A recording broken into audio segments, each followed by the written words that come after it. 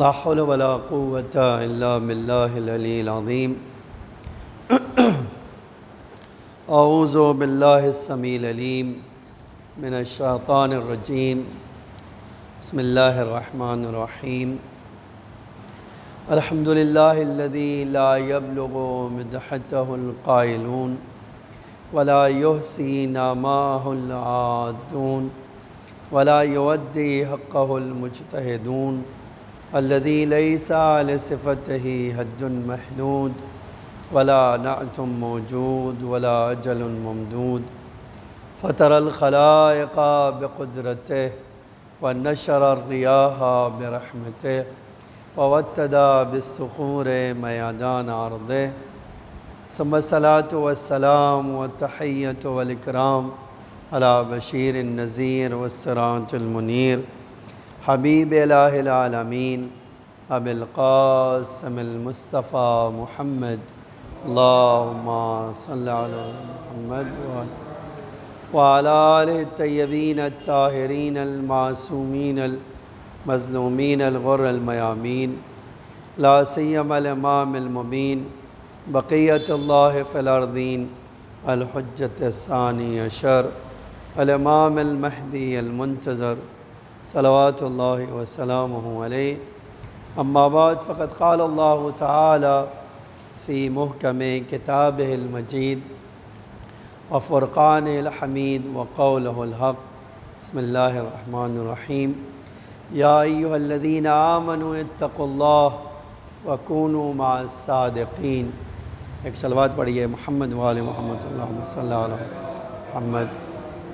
عزیزان گرامی، محترم اور معزز سامعین و ناظرین، آج کی جو شب ہے وہ شب ایک عظیم مناسبت رکھتی ہے، اور وہ مناسبت یہ ہے کہ دو نورانی ماں باپ کے گھر، بلکہ الفاظ بدل کے کہہ سکتے ہیں جن کے صدقے میں کائنات پیدا ہوئی، جن سے بڑھ کر دنیا میں کوئی انسانوں کا تصور نہیں ہو سکتا، جن کے ماں باپ کی شادی خداوند عالم نے آسمان پہ رچائی، ان کے وہاں آج ایک ایسی خوشی ہوئی جس کے لیے اہل بیت نے ایک عظیم جشن منایا۔ آپ اندازہ نہیں کر سکتے، میں اندازہ نہیں کر سکتا کہ بی بی کی آغوش میں جب امام حسن آئے تو بی بی کے گھر میں کیسی خوشی ہوگی، یہ خالی ہم تصور کر سکتے ہیں کہ بی بی کے گھر میں کیسی، لیکن ادب کیسا تھا آپ دیکھیے۔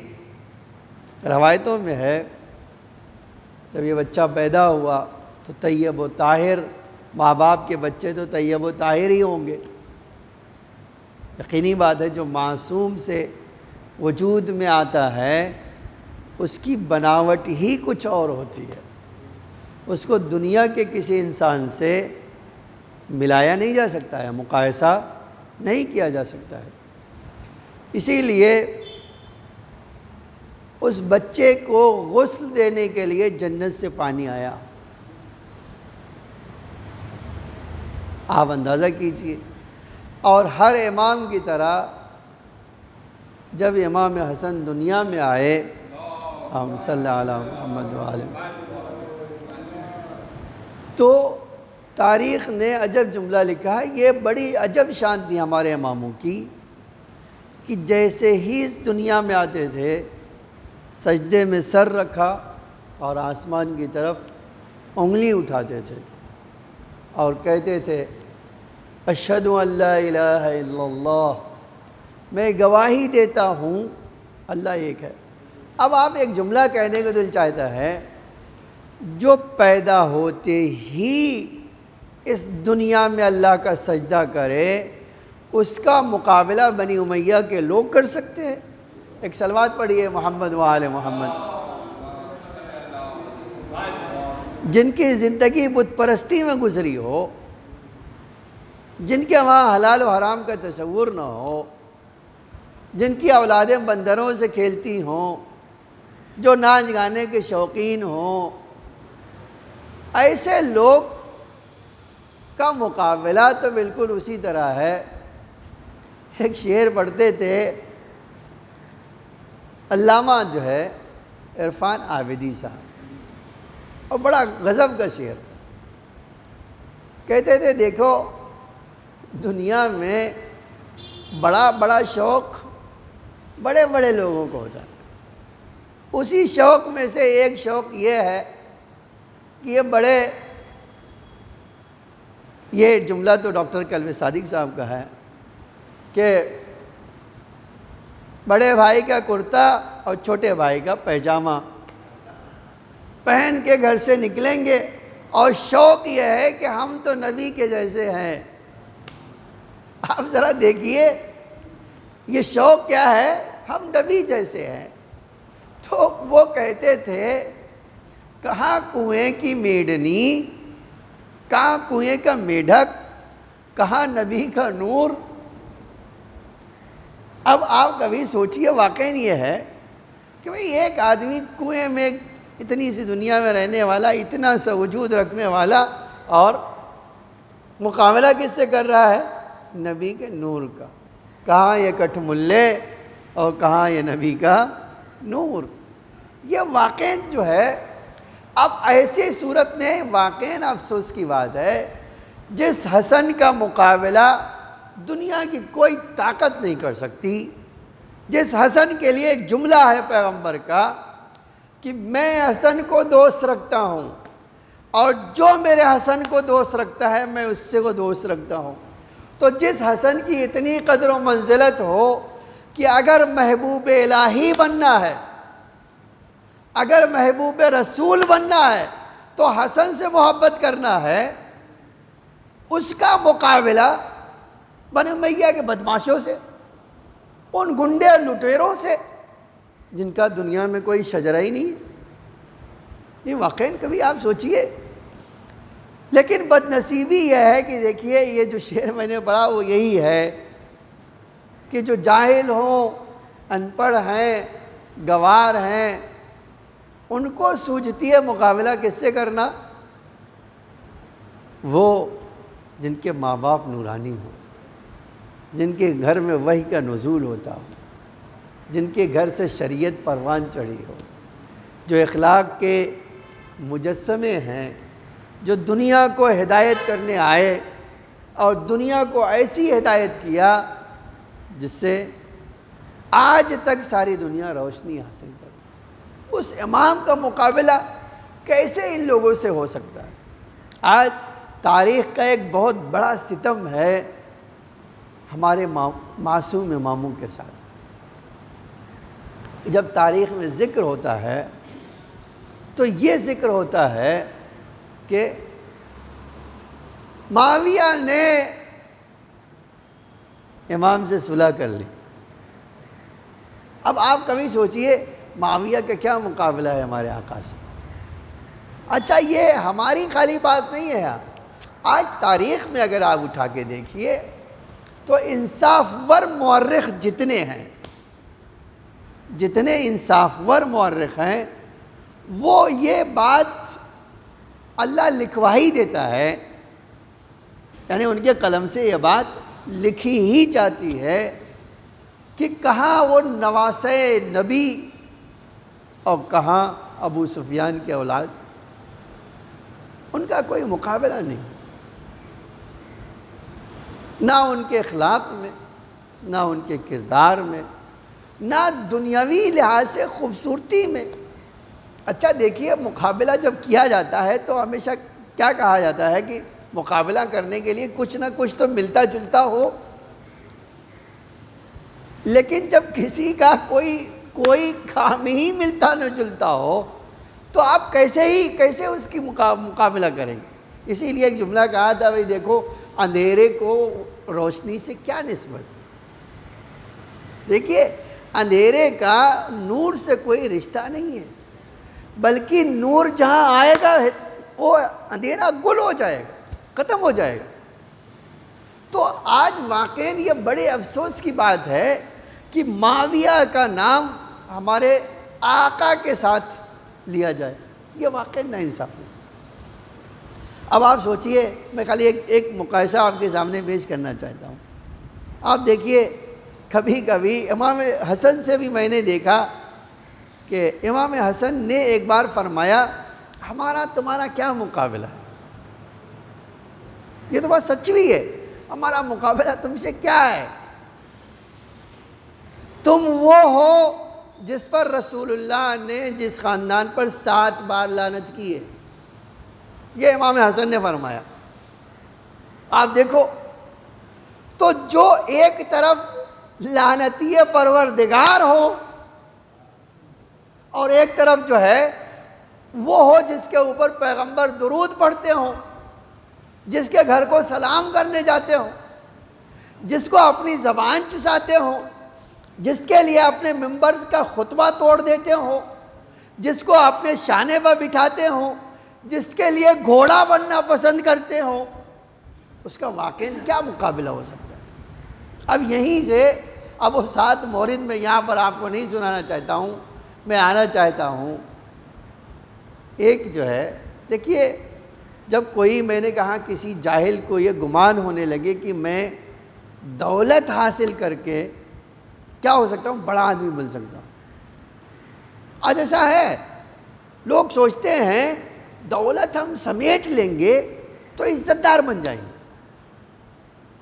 اب وہ چاہے جس طریقے سے دولت ہو، لیکن ہم ہندوستان میں رہتے ہیں، آج کسی پبلک سے، عوام سے، کسی بھی پولیٹیشین کے بارے میں پوچھ لیجئے کہ تم کیا سوچتے ہو اس کے بارے میں، تو بھلے ووٹ دیتا ہو تو کہے گا گندہ ترین انسان روئے زمین پر یہی ہے، جس کا کام ہی یہ ہے کہ لوگوں سے لوٹ گھسوٹ کر کے پیسہ جمع کر لیں، ہے نا؟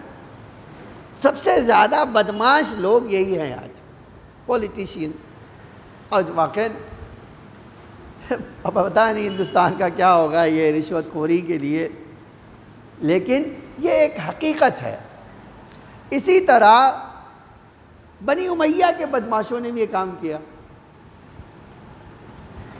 دولت کی لوٹ گھسوٹ، موقع جب ملا نا تو اتنا لوٹ گھسوٹ کیا، تو پیسے جو ہے بے شمار جو ہے جمع کر لیں۔ اب تاریخ میں ایک بار ملتا ہے، اب دیکھیے بڑا عجیب مسئلہ ہے، تاریخ میں ملتا ہے کہ اب جب ایسے لوگ پیدا ہو جاتے ہیں نا تو کیا کرتے ہیں، اتراتے ہیں۔ انہی میں سے ایک امیر شام بھی تھے، باپ کا پیسہ تو ہے نہیں، بیت المال آ گیا ان کے قبضے میں۔ آج تاریخ لکھتی ہے کہ مدینے آئے تو مدینے میں یہ مشہور کرانا کہ میں بڑا سخی انسان ہوں، میں بہت، اب دیکھیے پیسہ ہے تو اتراہٹ اور غرور تو ہونا ہی چاہیے۔ تو اب آئے تو اترا رہے کہ بھئی، تو کسی نے ان کو مشورہ دیا کہ بھئی کیا آپ کہتے میں سب بڑے لوگوں کو پیسے بھیج رہا ہوں، دیکھو مجھ سے بڑا کوئی نہیں ہے۔ کیا کس کو، میں عبداللہ کو بھیج رہا ہوں 1 لاکھ، فلاں کو دے رہا ہوں، ابن عباس کو دے رہا ہوں اتنا، فلاں کو دے رہا ہوں اتنا، اور اب ان کو اور شان پتی دکھانا ہے۔ اور تو کہا میں امام حسن کو بھی 2 لاکھ بھیج رہا ہوں۔ تو مسجد نبوی میں امام آ گئے اتفاقاً، تو کہا دیکھیے میں نے بہت سارے لوگوں کو اتنا بانٹا اور آپ کے لیے بھی 2 لاکھ لے لی، آپ کے لیے رکھا۔ امام نے غلام سے کہا لے لو، ان کے ابا کو پیسہ تو ہے ہی نہیں، لے لو، لے لیے۔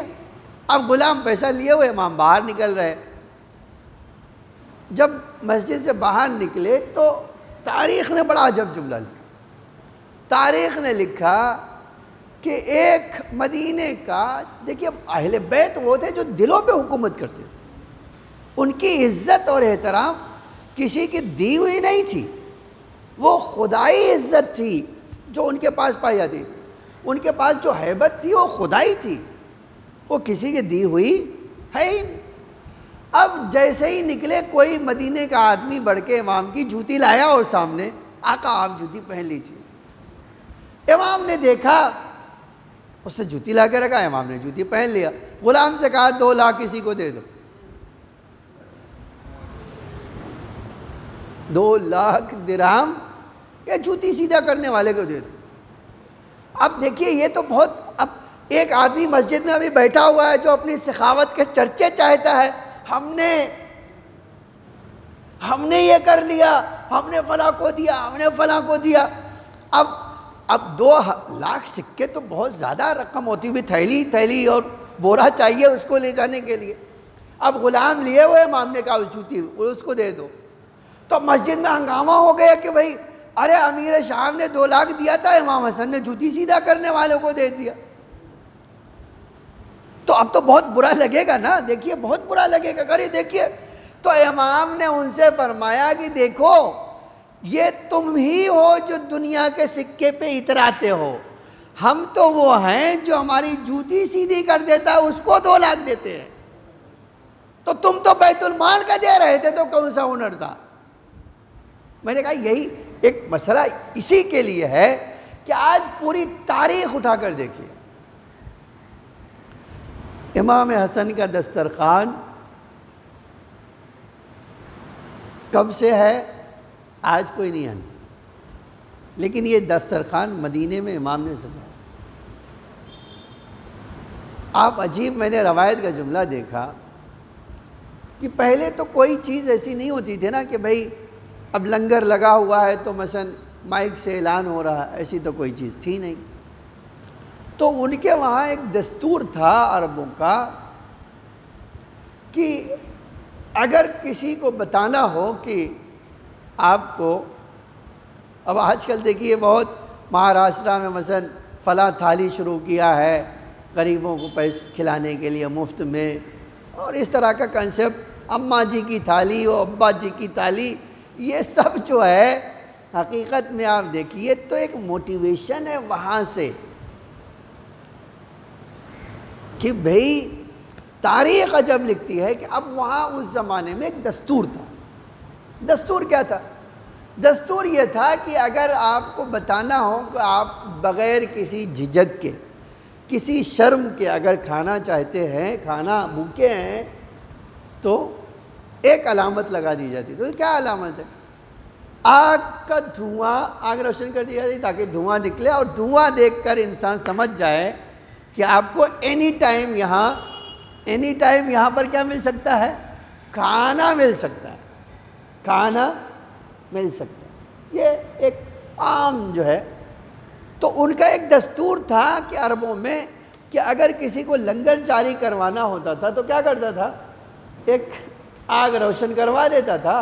اور آج تاریخ لکھتی ہے، دیکھیے یہ بڑی عجیب بات ہے، تاریخ لکھتی ہے کہ کبھی بھی امام حسن نے اپنے گھر میں وہ دھواں بجھنے نہیں دیا، کبھی بھی۔ کیوں؟ کہ تاکہ کسی بھی انسان کو جو مدینے میں آئے اس کو یہ احساس نہ ہو کہ مجھے کھانا نہیں ملے، اس کو ہمیشہ کھانا اویلیبل رہے۔ یہ ہے سخاوت۔ دیکھیے اس کو کہتے ہیں سخاوت کہ اس پورے مدینے، اسی لیے آج ہم کہتے ہیں، ہمارے علماء کہتے ہیں، اما مال دنیا اور مال غنیمت لوٹ کر غنی بن جانا اور ہے، قربانی دیکھ کر سخاوت مند بننا اور ہے۔ لیکن ایک جملہ کہنا چاہتا ہوں، اور واقعاً ہم امام کی سخاوت کو نہیں سمجھتے۔ دیکھیے زمانہ جیسے جیسے بدلتا ہے، اور دشمنوں کے ساتھ خاص طور سے سخاوت کرنا یہ ہر آدمی کے بس کی بات نہیں ہے۔ آج ہم پڑھتے تاریخ میں دیکھتے، جو دشمن ترین انسان ہوتا تھا نا، ائمہ ہمارے، خود امام حسن، ایسا نہیں ہوا کہ ان کے ساتھ احسان نہ کیا۔ اب یہ مثلا عائشہ کو دیکھ لیجیے، بی بی عائشہ جو ہے، جنہوں نے خود امام حسن نے اپنی شہادت سے پہلے یہ پیشن گوئی کر دی تھی، پیشن گوئی کہ میرا بھیا، امام حسین سے کہا بھیا میرا جنازہ جو ہے سلامی کے لیے پیغمبر کے نانا کے روضے پہ لے جاؤ، اور اگر ممکن ہو تو پہلو میں دفن کر دینا، لیکن ابھی سے تمہیں بتائے دیتا ہوں بھیا، ابھی سے تمہیں بتائے دیتا ہوں کہ یہ جو ہے مجھے ہرگز دفن نہیں ہونے دی، میرے جنازے پہ تیر چلوائیں گے۔ ٹھیک ہے، یہ امام نے خود آج تاریخ میں ہے کہ اپنی شہادت سے بہت پہلے بتا دیا۔ اب آپ سوچئے کہ بھائی ایک آدمی کو پتا ہو، اور جنگ جمل میں جب یہ آئی ہیں، ٹھیک ہے، تو آپ دیکھو بڑی عجب سیرت ملتی ہے۔ امام علی علیہ السلام نے فرمایا بیٹا حسن ان کو عزت سے بصرہ پہنچا دو۔ اب دیکھو کتنی عجیب بات نہیں ہے، جنگ جمل میں اتنی بڑی جنگ کھڑی کیا، کتنے 100,000 لوگ مار دیے گئے ان کی فتنہ پروری کی بنا میں، ہے نا۔ اور جب انہی کے بھائی نے یہ جس اونٹ پہ بیٹھی تھی اس کے پیر کو کاٹا تو یہ گری، اب اس ہودج سے تو گری، تو امام حسن نے اور بھائیوں نے مل کے محمد ابن ابی بکر، جن کو امام نے لگایا تھا، اپنی بہن کا احترام، پیغمبر کی بیوی ہے کم سے کم، ان کو عزت سے لے جاؤ چھوڑیا۔ اور دیکھیے اہتمام کیا کیا تھا کہ جب ان کے ساتھ جا رہے تھے تو کہا تھا کہ دیکھیے آپ عورتوں کو کچھ ان کے ساتھ رکھ دو اور ان کی حفاظت کے لیے خود۔ آج واقعی دنیا میں کوئی دشمنوں کے ساتھ اس طرح کا سلوک نہیں کرتا، جبکہ وہ جانتا ہے کیا کرے گی یہ، اور اس میں ارشاد فرمایا کہ بھیا یہ ہماری دشمنی ان کے دل میں ہمیشہ رہے گی، لیکن جب موقع آتا تھا تو انتقام نہیں لیا۔ ایک تاریخی جملہ سنا کے بعد ختم کرتا ہوں، دعا کرتا ہوں۔ آپ دیکھو عجیب چیز تھی اماموں کے پاس، اور خاص طور سے امام حسن کے پاس۔ تاریخ نے لکھا ہے کہ ایک امام کے پاس جو اس زمانے کے بزنس تھا، بھیڑ بکریاں اور اونٹ وہ سب تو ہوتی ہی تھی، باغ موقوفات بہت سارے تھے، تو امام کو ایک بکری بہت پسند تھی، امام کو ایک بکری بہت پسند تھی۔ ایک دن دیکھا تو پیر ٹوٹا ہوا ہے اس کا، دیکھا اس کا پیر ٹوٹا ہوا ہے، تو امام نے پوچھا اپنے غلاموں سے کون ہے جس نے اس میری بکری کے ساتھ یہ سلوک کیا؟ تو ایک غلام بولا کہ میں نے یہ کام کیا۔ کہ تم نے اس سے کہا میں نے۔ کہا کیوں یہ کام کیا؟ کہا میں نے یہ کام اس لیے کیا کہ آپ شدید غصہ کریں، آپ کو غصہ دلانے کے لیے کام۔ اب دیکھیے اگر کوئی ہو، آپ ہوں میں ہوں، اور واقعاً وزن کی اتنی ہمت ہو وزن کی ایک آقا اور کے سامنے، کہہ رہا میں تو غصہ دلانا چاہتا ہوں آپ کو۔ پوچھا کیوں غصہ دلانا چاہتا؟ آخر غصہ کیوں دلانا؟ کہ آپ کو یہ بہت پسند تھی نا، اس لیے آپ کو جلانا چاہتا تھا۔ امام نے عجب جملہ فرمایا، امام نے فرمایا کہ ٹھیک ہے جلا لیا تم نے، ہمیں تم کو غصہ دلا لیا۔ اس نے کہا نہیں آپ تو غصے ہوئے نہیں۔ امام نے عجب جملہ اس کے مقابلے میں فرمایا تم چاہتے ہو اس کام کر کے میں ناراض ہو جاؤں تاکہ شیطان خوش ہو جائے، لیکن میں تمہارے ساتھ احسان کر کے اللہ کو راضی کروں گا اور شیطان کو ناراض کروں گا۔ جاؤ تم نے مجھے ناراض کیا ہے تو میں تمہیں اللہ کی راہ میں آزاد کر دیتا ہوں۔ کبھی آپ سوچتے ہیں کہ کوئی دنیا میں ایسا ہو سکتا ہے؟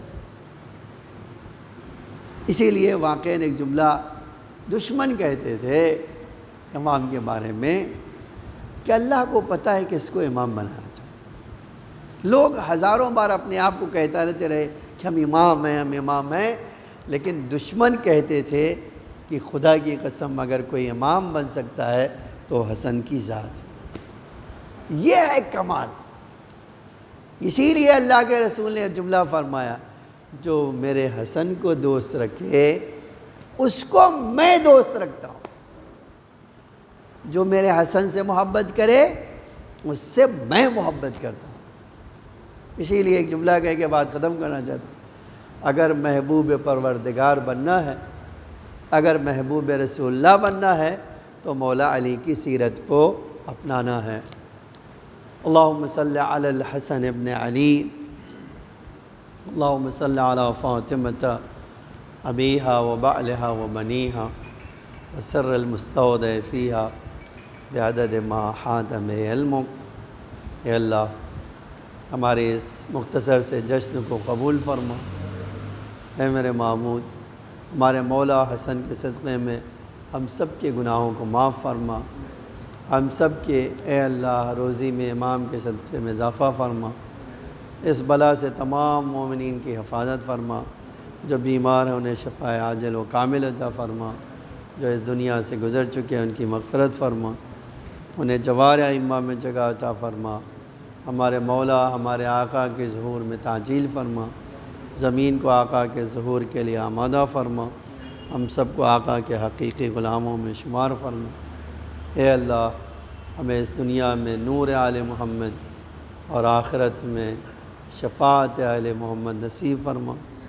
مومنین جہاں بھی ان کی جان و مال عزت آبرو کی حفاظت فرما، دشمنوں کے شر سے انہیں محفوظ فرما، حق کا کلمہ اسلام کا پرچم بلند سے بلندتر فرما، کفر و نفاق کے پرچم سے نگوں فرما۔ ربنا تقبل منا انک انت السمیع العلیم۔